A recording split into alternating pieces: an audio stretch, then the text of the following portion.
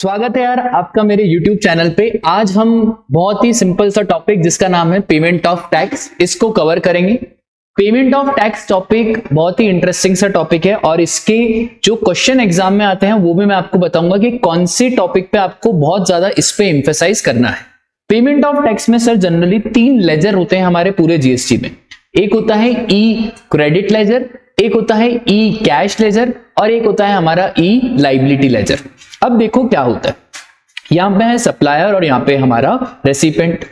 Supplier ने recipient को 10,000 का गुड्स सोल्ड करा, 1800 रुपए का जीएसटी, टोटल हो गया हमारा कितना 11,800। अब ये सर 1800 रुपए जो है ना, इसी को कहा जाता है आउटपुट टैक्स लाइबिलिटी। तो ये आउटपुट टैक्स लाइबिलिटी हमारे ई लाइबिलिटी लेजर में चली जाएगी। अब सर कुछ ना कुछ आईटीसी तो होगा।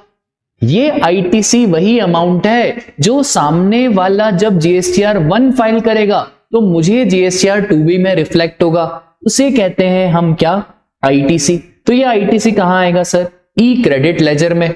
तो सर 1800 माइनस 1000 बचा कितना 800। ये 800 आपको पे करना पड़ेगा with the help of E cash ledger. अब सर ये ई कैश लेजर क्या होता है, तो ई कैश लेजर जनरली एक वॉलेट की तरह है। जैसे आपका अमेजॉन पे का वॉलेट रहता है, वहां पे आप पहले पैसे डालते हो फिर उसके बाद ट्रांजैक्शन करते हो, तो वैसे ही है ई कैश लेजर। अब मुझे यहाँ पे 800 रुपए पे करने के लिए पहले पैसे डालने पड़ेंगे कहां पे, ई कैश लेजर में। अब आप पूछोगे कि सर आखिरकार पैसे डाले तो डाले कैसे, बताओ कैसे डालें। तो बहुत सारे ऑप्शन है पैसे डालने के, या तो आप आरटीजीएस कर दो, या तो आप आईएमपीएस कर दो, या तो आप नेट बैंकिंग कर दो, और भी बहुत सारे तरीके हैं जिससे आप पैसे डाल सकते हो। सर क्या हम ओवर द काउंटर पेमेंट भी कर सकते हैं? ओवर द काउंटर पेमेंट का मतलब होता है क्या मैं कैश से भी पे कर सकता हूं? तो sir over the counter payment सरकार ने अलाउड करा है। कितना अलाउड करा है, सरकार ने बोला पर चालान पर टैक्स पीरियड 10,000 रुपए। तो अगर आप 10,000 रुपए तक पर चालान पर टैक्स पीरियड जमा करना चाहते हो तो ओवर द काउंटर भी चलेगा, कोई दिक्कत की बात नहीं है। अब सर ये ओवर द काउंटर कहां कहां नहीं चलेगा, तो ओवर द काउंटर की लिमिट तो हमें समझ में आ गई कि ओवर द काउंटर कितना है हमारा 10,000 पर चालान पर टैक्स पीरियड। कहीं कहीं पे ओवर द काउंटर पेमेंट नहीं चलेगा, कहीं कहीं पे अगर सरकार चाहे तो डायरेक्टली पैसे ले सकती है। फॉर एग्जाम्पल आपने जीएसटी की चोरी करी है तो सरकार उस केस में आपसे डायरेक्टली कैश में पैसा ले लेगी। कहीं कहीं पे गवर्नमेंट डिपार्टमेंट है तो गवर्नमेंट डिपार्टमेंट चाहे तो 10,000 रुपए से ज्यादा का पेमेंट भी कर सकता है, कोई दिक्कत की बात नहीं है। तो सर आप net banking, credit card, UPI, NEFT, इन सबसे पेमेंट कर सकते हो और ओवर द काउंटर भी कर सकते हो 10,000 पर चालान पर टैक्स पीरियड। और ये 10,000 की लिमिट नहीं लगेगी, कहां नहीं लगेगी सर, अगर गवर्नमेंट डिपार्टमेंट है, अगर आपने कोई फ्रॉड करा है, अगर आपने रिटर्न टाइम पे नहीं भरा है और गवर्नमेंट आपके यहाँ पे रेड कर रही है और आपसे ज्यादा पैसे मांग रही है, क्या तब भी चलेगा? हाँ सर तब भी चलेगा, कोई दिक्कत की बात नहीं है। अब देखो समझना, चालान की दुनिया में क्या होता है ना, सबसे पहले एक नंबर होता है CPIN. CPIN stands for common portal identification number. जैसे ही मैं चालान जनरेट करूंगा एक नंबर आ जाएगा, that is common portal identification number. इसका मतलब है सिर्फ अभी चालान जनरेट हो चुका है। इसके बाद एक और नंबर होता है CIN number. CIN number is challan identification number. तो जैसे हमारा 15 डिजिट का सीपिन होता है, 3 डिजिट और सिन के, तो टोटल हो जाता है हमारा 18 डिजिट का सिन नंबर। अब सर आप ये बोलोगे कि आखिरकार पता कैसे चलेगा कि गवर्नमेंट के पास पैसा गया है या नहीं गया है? तो जैसे ही आपके खाते से डेबिट हो जाएगा तो गवर्नमेंट के खाते में क्रेडिट होगा। जिस दिन गवर्नमेंट के खाते में क्रेडिट हुआ उसी दिन हम मानेंगे कि आपका पैसा ई कैश लेजर में अपडेट हो गया है। अब इसमें एक सिंपल सा अमेंडमेंट है।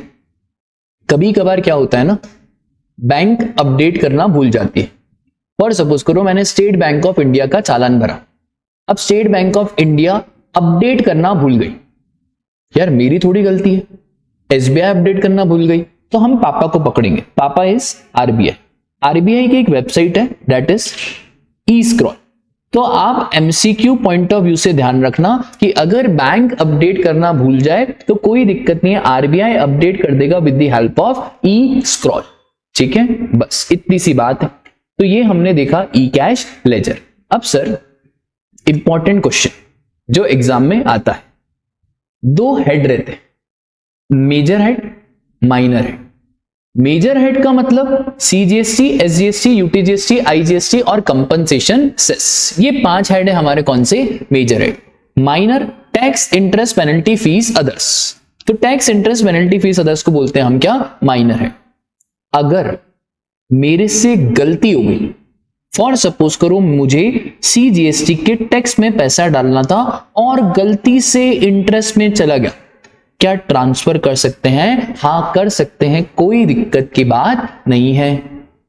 सर गलती से यहां चला गया तो भी कर सकते हैं, हाँ कोई दिक्कत की बात नहीं, आप ट्रांसफर कर सकते हो, पर हमारी एक शर्त है।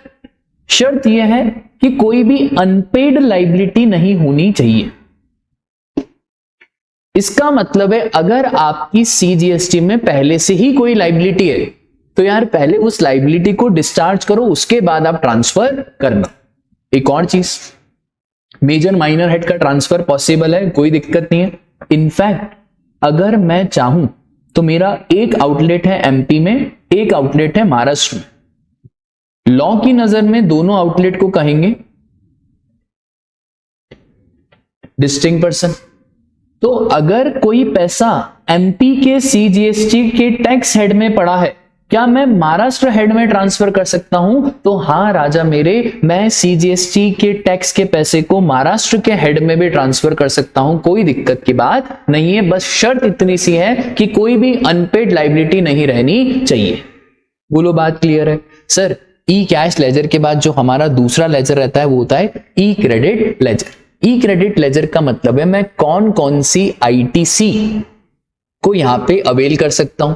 अब राजा समझना, वहां पे रहेगा मेरा कोई सप्लायर, वो जीएसटीआर 1 जैसे ही फाइल करेगा मुझे 2B में रिफ्लेक्ट होगा।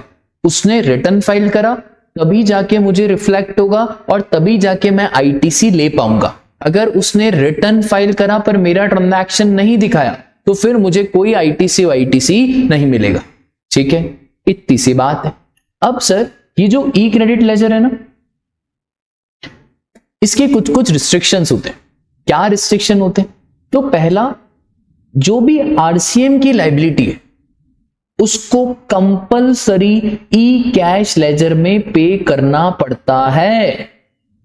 आरसीएम की लाइबिलिटी के लिए मैं क्रेडिट का इस्तेमाल नहीं कर सकता हूं। तो वो मत बोलना पहले इस्तेमाल करो फिर विश्वास करो, नहीं, आरसीएम की liability is always paid in what, cash.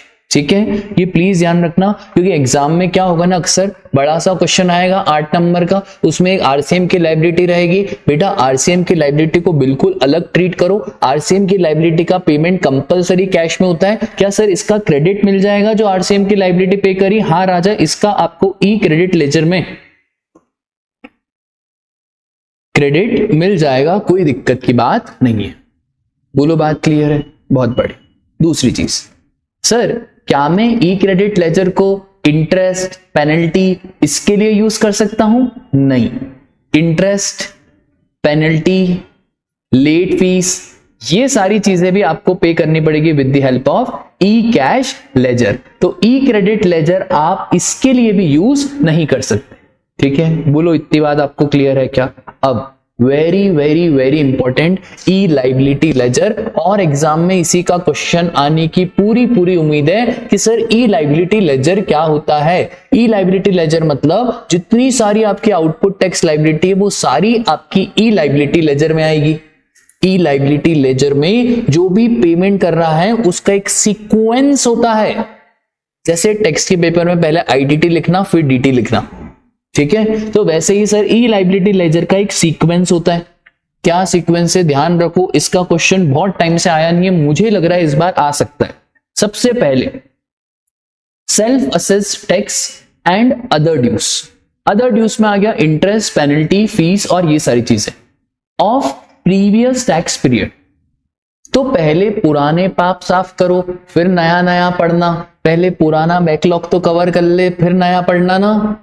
तो पहले पुराना कवर करा नहीं सर, मैं नया पढ़ूंगा। Accounts, records, place of supply, TDS, TCS, पुराना तो पढ़ ले, सप्लाई पढ़ ले, एग्जम्पशन पढ़ ले, चार्ज पढ़ ले। तो वैसे ही गवर्नमेंट बोलती है कि पहले किसकी लायबिलिटी, प्रीवियस टैक्स पीरियड की, फिर आ जाना किसमें, करंट टैक्स पीरियड, फिर बाद में अमेंडमेंट आरटीपी एमटीपी देख लेना, that is what, demand notice under section 73 and 74।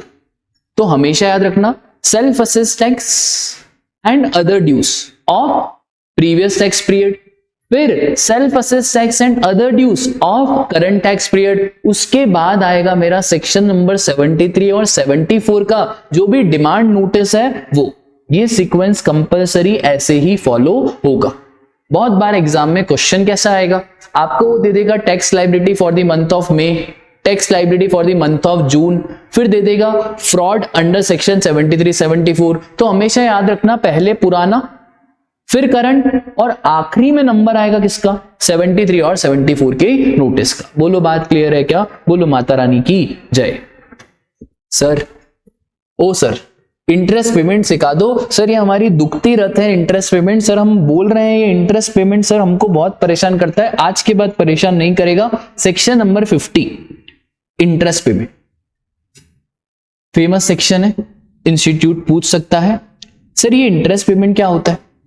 दो जगह पे इंटरेस्ट लगता है, एक रिटर्न लेट फाइल करा तो इंटरेस्ट देना पड़ेगा, और एक अगर मैंने आईटीसी को अवेल और यूटिलाइज दोनों करा तो भी मुझे इंटरेस्ट देना पड़ेगा। सबसे पहला रिटर्न फाइलिंग में डिले करा तो ये तो बहुत बच्चों जैसा इंटरेस्ट है। फॉर एग्जाम्पल सर आपको रिटर्न फाइल करना था अप्रैल का 20 मई को और आपने 28 मई को फाइल करा, तो 20 मई माइनस 28 मई कितने दिन हो गए? 8 दिन। 8 दिन का क्या लग जाएगा? इंटरेस्ट लग जाएगा। सिंपल। सर इंटरेस्ट का रेट कौन सा है? इंटरेस्ट का रेट है 18%। अब एक चीज हमेशा याद रखना, सर इंटरेस्ट लगेगा किस पे? तो 10,000 जो हमारी ग्रॉस लायबिलिटी है प्लस आईटीसी 2,000 और 8,000 जो मैं ई कैश लेजर से पे कर रहा हूं उस पे। बाय डिफॉल्ट याद रखना इंटरेस्ट हमेशा किस पे लगता है? Gross liability. हमेशा इंटरेस्ट किस पे लगेगा आपका? Gross liability. कुछ भी क्वेश्चन ना कहे, कुछ दिमाग नहीं लगाना, इंटरेस्ट किस पे लगा के आओगे? 10,000। तो 10,000 पे आपका इंटरेस्ट लग जाएगा। और कितने दिन का लग जाएगा सर? 8 दिन का लग जाएगा। याद रखना ये लीप ईयर है ना? एग्जाम में प्लीज देखना क्या क्वेश्चन में फरवरी का जिक्र करा है क्या? तो यार अभी ये थोड़ा घुमा सकते हैं अगर उन्होंने लिख दिया, और अगर आखिरी में लिख दिया इग्नोर लीप ईयर तो कोई दिक्कत की बात नहीं है, पर उन्होंने बोला कंसीडर लीप ईयर, तो आपको ये बात ध्यान में रखनी पड़ेगी। तो यार 10,000 इंटू 18% इंटू 8/365, और अगर लीप ईयर है तो 8/366। ठीक है, इतनी बात क्लियर है सर। दूसरा, कहीं कहीं पे आपका इंटरेस्ट इस 8,000 पे लगेगा। सर कहां पे इंटरेस्ट 8,000 पे लगेगा? तो अगर आपने रिटर्न ही फाइल नहीं करा, मतलब बिलेटेड रिटर्न जा रहा है। सर ये बिलेटेड रिटर्न का लॉजिक क्या है? देखो समझो, सरकार बोलती है एक बार अगर आपने गलती कर ली और गलती करने के बाद सुधार रहे हो तो हम आपको माफ नहीं करेंगे, हम आपसे किस्ते पे रिटर्न लेंगे 10,000। पर अभी आपने कुछ करा ही नहीं है। सपोज करो एक महीना है जुलाई, जुलाई का रिटर्न जाता है कब? 20 अगस्त। आपने जुलाई का रिटर्न भरा ही नहीं। आपने जुलाई का रिटर्न भरा कब? 20 सितंबर को। सर क्या जुलाई का रिटर्न भरा है आपने? नहीं भरा है। तब रिटर्न भरा ही नहीं है, मतलब आप सारा काम कहां पे कर रहे हो? 20 सितंबर। देखो अब लेट करा है तो लेट फीस भी लगेगी, पेनल्टी भी लगेगी। तो सरकार बोल रही है ठीक है यार, लेट फीस पेनल्टी तो हम लगा ही रहे हैं, अब हम तुमको माफ कर देंगे और पता है इंटरेस्ट किस पे लगाएंगे, 8,000 रुपए पे लगाएंगे। पर सर एक बात बताओ, इस केस में तो 8,000 पे लगा दिया, पर अगर जुलाई का रिटर्न आपने 20 अगस्त को फाइल कर दिया था और बाद में गलती पकड़ में आई, भाई अब गलती आपको कब पकड़ में आई, बाद में आई ना, और रिटर्न तो पहले जा चुका है। तब रिटर्न पहले जा चुका है तो सरकार बोल रही राजा अब किस पे इंटरेस्ट दे देना, 10,000 पे इंटरेस्ट दे देना। ठीक है, बात क्लियर है क्या? आप 2 मिनट है ना, अपन एक काम करते हैं, एक बहुत अच्छा मॉड्यूल का क्वेश्चन है, ठीक है, वो मॉड्यूल का क्वेश्चन इंटरेस्ट से रिलेटेड ही है, मैं आपको वो क्वेश्चन भी करवा देता हूं। ठीक है, बहुत बढ़िया।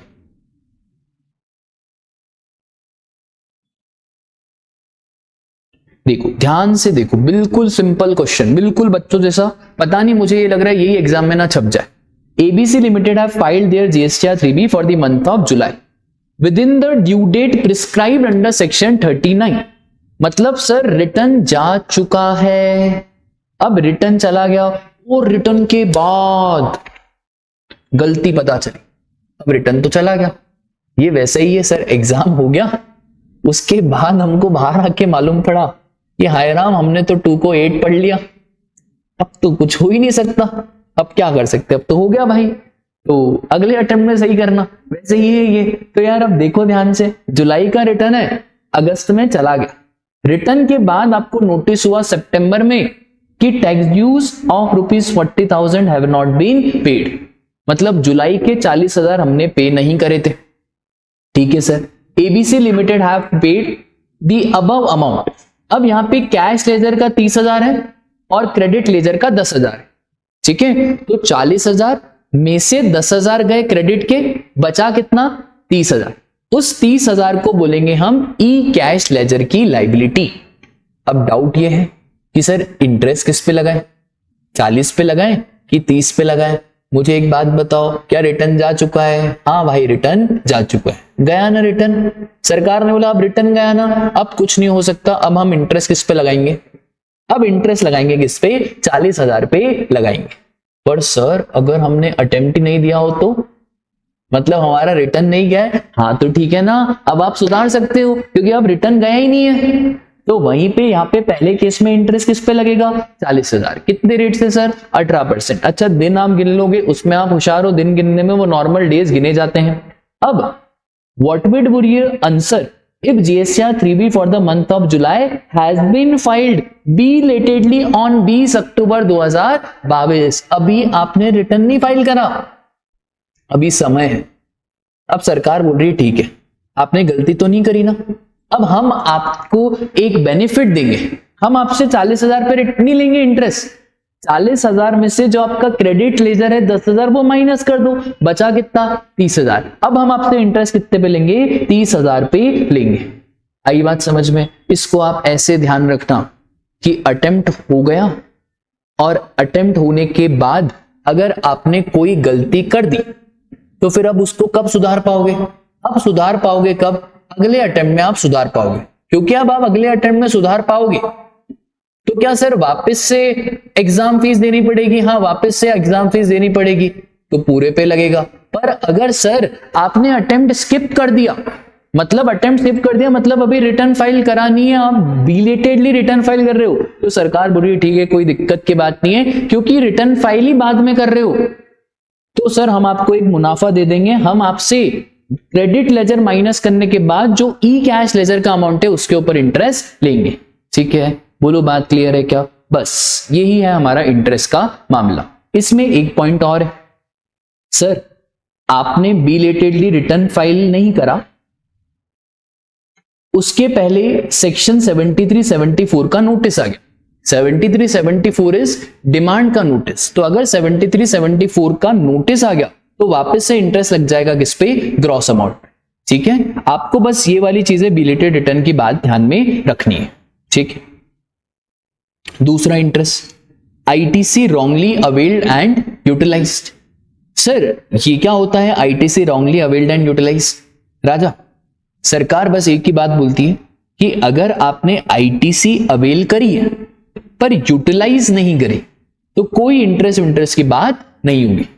सिर्फ आईटीसी लेने से इंटरेस्ट थोड़ी रहेगा, भाई आईटीसी तो पड़ी है, भाई मैं यूज तो करूं। तो सिर्फ आईटीसी अवेल करी पर यूटिलाइज नहीं करी, नो इंटरेस्ट। पर आईटीसी अवेल भी करा और यूटिलाइज भी करा, तब इंटरेस्ट की बात होगी।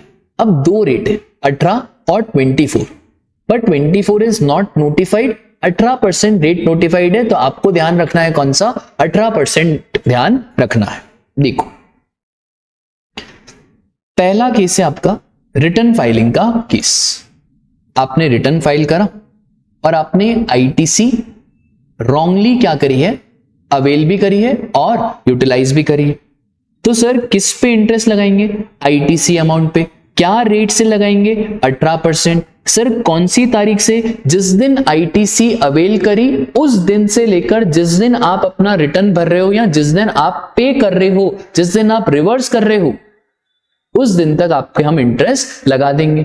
सर डाउट यह है कि आईटीसी अवेलमेंट की कौन सी डेट मानोगे, ये तो आपने बोल दिया डेट ऑफ अवेलिंग आईटीसी, कौन सी डेट मानोगे। तो sir due date of return या date of filing of return, whichever is earlier. देखो ध्यान देना, सपोज करो आईटीसी हमारे पास 7 लाख, इस 7 लाख रुपए में रॉन्गली अवेल्ड है हमारी 50,000, लाइबिलिटी भी हमारी कितनी, 7 लाख। राजा 7 लाख की लाइबिलिटी है, पहले मैं क्या यूज करूंगा भाई, पहले अच्छी आईटीसी यूज करूंगा ना, फिर बाद में बुरी आईटीसी का नंबर आएगा। तो पहले अच्छे बच्चे फिर बाद में बुरे बच्चे। तो यार लाइबिलिटी आउटपुट की 7 लाख, सबसे पहले यूज किसको करोगे, इस 7 लाख को। क्या इसको यूज करा, नहीं, क्योंकि इसको यूज नहीं करा तो इंटरेस्ट की भी बात नहीं होगी। सर सेकंड केस, सपोज कर राजा लाइबिलिटी है 6,10,000, सबसे पहले अच्छे बच्चे को यूज कर, 6 लाख को यूज करा। सर अभी 10,000 और है, तो अब 10,000 कहां से यूज करेगा, यहां से। अब तुमने यूज कितना करा, तुमने यूज ही करा 10,000, तो भाई अब 10,000 यूज करा तो इंटरेस्ट भी किस पे लगेगा, 10,000 पे इंटरेस्ट लगेगा। सर कौन सी डेट से लगेगा, तो सपोज करो ड्यू डेट ऑफ रिटर्न है 20 अगस्त और एक्चुअल डेट ऑफ रिटर्न है 17 अगस्त, दोनों में से विच एवर इज अर्लियर। तो अर्लियर हो गई क्या, 17 अगस्त। सर कब तक लगेगा, जब तक आप आईटीसी रिवर्स नहीं कर देते। तो आपने रिवर्सल मारा कब, 20/11, तो 17 अगस्त से लेकर 20/11 तक इंटरेस्ट लगेगा। सर कौन से रेट से लगेगा, तो रेट हमारा होगा 18%, ठीक है। तो नाउ नोटिफाइड रेट इज 18%, 24% का रेट सिर्फ लॉ में दिया हुआ है, पर 24% का रेट लगने वाला नहीं है। सिर्फ कौन सा रेट लगेगा आपका, 18%। तो सर 10,000 इंटू 18 इंटू हमारे डेज, तो डेज कितने हैं सर, एक बार गिन देते हैं। अगस्त के हो गए हमारे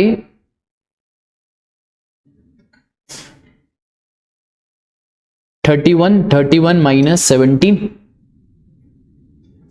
तो अगस्त के हो गए हमारे 14, सितंबर के 30 और अक्टूबर के वापस से हो गए हमारे 31 और नवंबर के 20। तो सबको प्लस कर दो यार, 30 20 50 एंड 60 81 95, तो ये हो गया 95 अपॉन 365।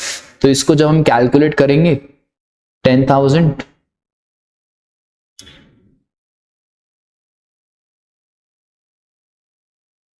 ये आ गया 468 पॉइंट समथिंग। तो ये हमारा लग जाएगा क्या, इंटरेस्ट, ठीक है। इंटरेस्ट का रेट ध्यान रखना, इंटरेस्ट का रेट कितना रहेगा, इंटरेस्ट का रेट रहेगा 18%। बोलो बात आपको क्लियर है। देखो ध्यान से एक और question, sir ITC available 5 lakh, ITC wrongly availed 25, output liability 5,20,000।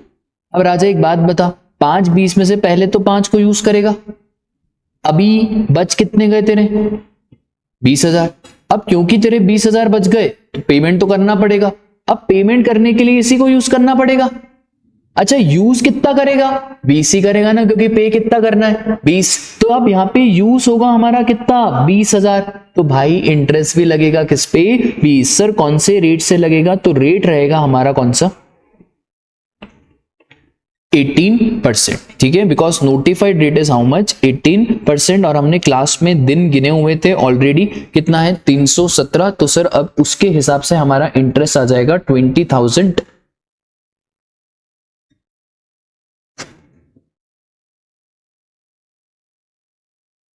3118।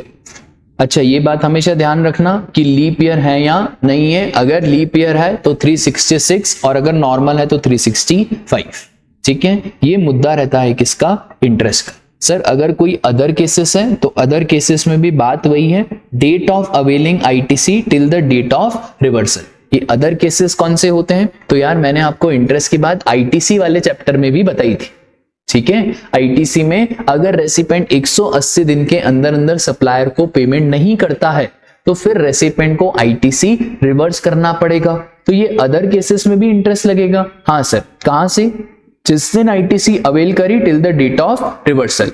अच्छा यहाँ पे सिंपल है, जो आईटीसी अवेलमेंट का डेट है वही रहेगा मेरा डेट ऑफ अवेलिंग आईटीसी। जिस दिन मेरा आईटीसी डेबिट होगा, जिस दिन मुझे आईटीसी मिलेगा वो वाले दिन को मान लेंगे क्या, आईटीसी अवेलमेंट का डेट। ठीक है, इंटरेस्ट कैलकुलेशन ध्यान रखना। एक अमेंडमेंट भी है सेक्शन 50 सबसेक्शन 3, वो मैंने अमेंडमेंट लेक्चर में ऑलरेडी बताया हुआ है, उसको प्लीज आप ध्यान से यूट्यूब पे एक बार देख लेना। ठीक है, तो सेक्शन 53 का जो अमेंडमेंट है वो भी मैंने इंटरेस्ट का वहां पे क्वेश्चन भी करवाया है, वो भी प्लीज देख लेना। सर वो क्या है अमेंडमेंट, तो राजा अमेंडमेंट बहुत सिंपल सा है। अमेंडमेंट में बस इतनी सी बात है कि अगर आपको इंटरेस्ट लगाना है तो आप ये देखो टोटलिटी बेसिस पे क्या मेरा ये वाला आईटीसी आखिरकार यूज भी हो रहा है या नहीं। तो अगर ये वाला आईटीसी यूज हो रहा है तो ही जाके इंटरेस्ट की बात होगी, अगर ये यूज ही नहीं हो रहा तो फिर इंटरेस्ट की बात नहीं होगी। अमेंडमेंट में सिंपली इतनी सी बात है कि भाई आईजीएसटी है, आईजीएसटी में से पहले तो मैं आईजीएसटी माइनस करूंगा, फिर सर सीजीएसटी, फिर सर एसजीएसटी। अब राजा अगर मेरा ये वाला आईटीसी यूज ही नहीं हो रहा तो क्या इंटरेस्ट की बात होगी, कोई इंटरेस्ट की बात नहीं होगी। ठीक है, तो वहां पे मैंने क्वेश्चन भी कराया है, आप जरूर जरूर वो अमेंडमेंट वीडियो देखो। ठीक है, बहुत बढ़िया। तो सर यही इसकी दुखती रहता है सेक्शन नंबर 50 इंटरेस्ट का क्वेश्चन, तो आने की उम्मीद है सेक्शन नंबर 50 में इंटरेस्ट का क्वेश्चन वो आपसे पूछ सकता है कि आखिरकार इंटरेस्ट कैसे क्या कैलकुलेट करें और इंटरेस्ट का अमाउंट क्या रहेगा। बहुत बढ़िया। सर इस चैप्टर में और क्या ध्यान रखना है,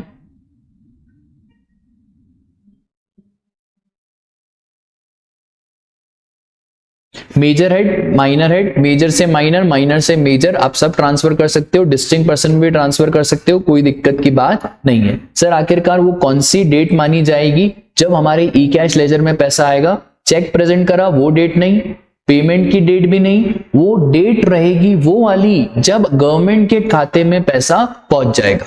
तो जब गवर्नमेंट के खाते में पैसा पहुंच जाएगा वही। सर आखिरकार ये सीआईएस को यूटिलाइज कैसे करते हैं, तो यह आईटीसी चैप्टर में भी पढ़ा है, वापस से यहां पे देख लेते हैं। तो राजा पहले आई से आई, पहले पूरा आई खत्म होगा, पूरा आई खत्म होगा, उसके बाद इन सी और एस की बारी आएगी। तो पहले आई से आई, फिर आई से सी या आई से एस। सर ये आई से सी और आई से एस में ऐसी कोई लिमिट है क्या, 50-50%, 60-40, ऐसी कोई लिमिट नहीं है। जैसा आपको यूज करना है वैसा यूज करो, पर एक बात याद रखना, हम वहां यूज करेंगे जिसका क्रेडिट कम होगा, क्योंकि हमको तो क्लाइंट के पैसे बचाने हैं।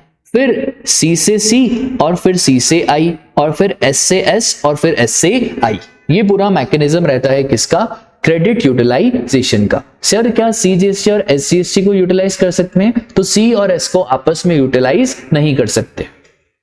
ये पॉइंट इंपॉर्टेंट था, मैंने ऑलरेडी आपको बता दिया कि लायबिलिटी लेजर में कैसे क्या रहेगा। तो पहले पास्ट ड्यूज, फिर करंट ड्यूज, फिर आखिरी में 73-74 का डिमांड नोटिस।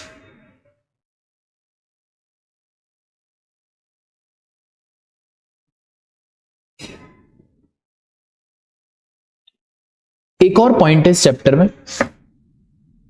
एक है अनऑथोराइज्ड कलेक्शन ऑफ टैक्स,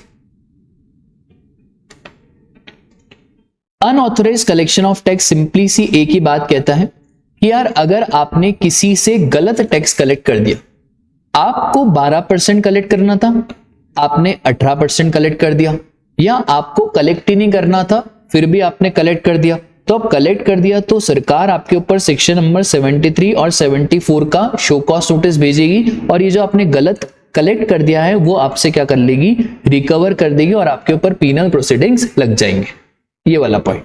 एक और चीज, अगर गलती से मैंने आईजीएसटी में पैसा डाल दिया पर डालना कहां था, सीजीएसटी में, तो ऐसा माना जाएगा कि आईजीएसटी का आपने रिफंड ले लिया और सीजीएसटी में आपने क्या कर दिया, डिपॉजिट कर दिया।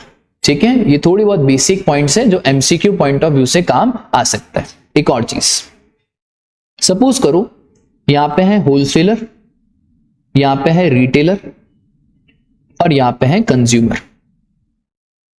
होलसेलर ने रिटेलर को 1 लाख रुपए का गुड्स बेचा, दोनों एमपी में, ये भी एमपी और ये भी एमपी।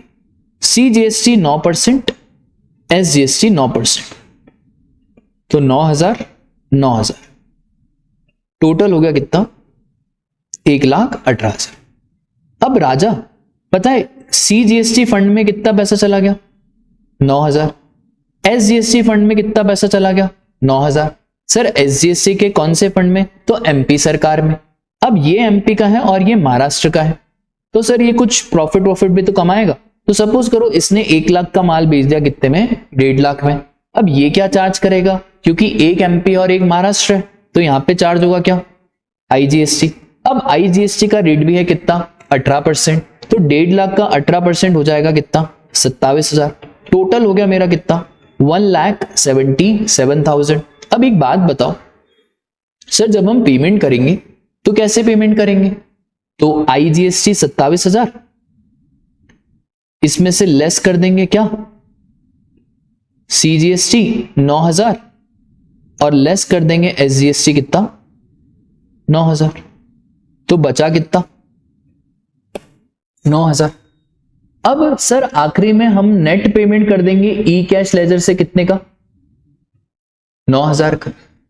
अब सर दिक्कत पता है क्या हो जाती है कि ये ई कैश लेजर का 9,000 का पैसा तो किसका है, एमपी का, क्योंकि ट्रांजैक्शन हुआ है दोनों इंटर स्टेट का, तो यहां पे चार्ज हुआ है क्या, आईजीएसटी।